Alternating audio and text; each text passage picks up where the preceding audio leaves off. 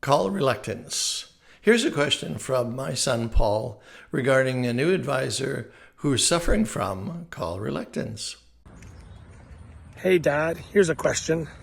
As a new salesperson, I find myself nervous when I reach out to new potential customers. And my question is, how can I overcome that fear as I reach out and connect with new customers?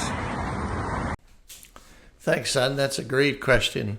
I certainly was there when I was a new advisor, and it seemed that my phone got larger and larger every moment I wasn't using it. So here's the thing you need to think about when you're an advisor, especially a new one, and you're having to start your engine and go out and call people and get them into the process with hopes that you can help them and make a difference and make a sale.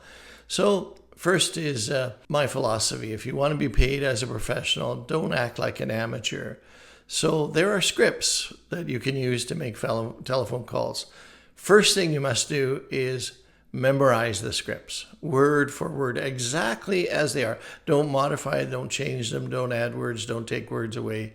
Use them as they were developed. Then you need to role play those with other people so you get comfortable with them. And after you role play them for a while, then what will happen is you will personalize them. You'll bring your own emotion, enthusiasm into the questions you're asking and the process that you've memorized.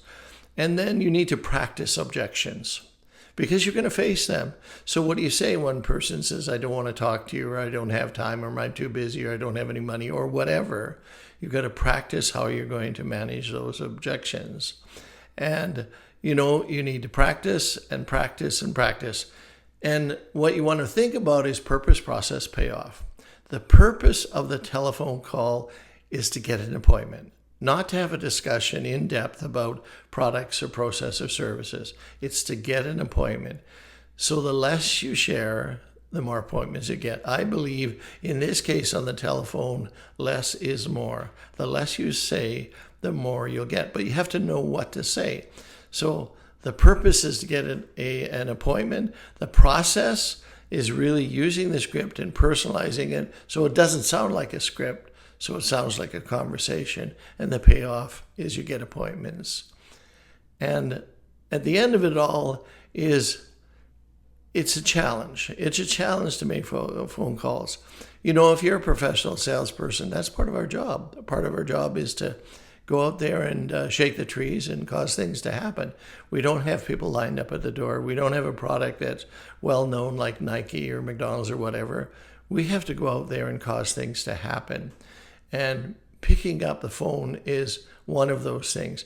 But it's interesting. I found over the years, I'm not afraid of the phone anymore. I know what to say. I know what to do because I am a professional. I have memorized. I have practiced. I have role played. I know all the objections. I've heard them all. And I know what to say and what to do. So if you follow my advice in this video, you'll overcome this fear that you have of picking up the phone and calling people. I hope this helps.